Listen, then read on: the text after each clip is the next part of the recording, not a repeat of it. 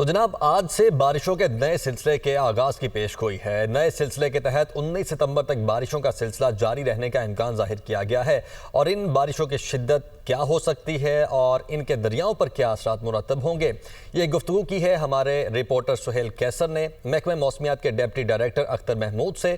ان سے جانتے ہیں۔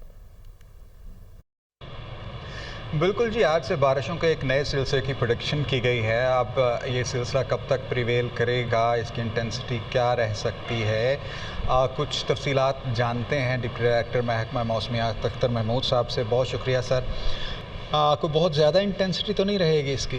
نہیں، یہ کہ اب پیورلی یعنی کہ یہ ویسٹرلی ہے اور کچھ موئسچر جو ہے وہ عریبین سی سے اس میں آ رہا ہے، تو اس کی وجہ سے کوئی شدید نہیں۔ ہاں ضرور بارشیں جو ہیں وہ پر کیچن پہاڑوں پہ ہوں گی، لیکن اس سے کوئی دریاؤں کے اوپر کوئی خاص قسم کے اثرات نہیں ہوں گے۔ کن شہروں میں زیادہ بارشوں کا امکان ہے، کس پٹی پر؟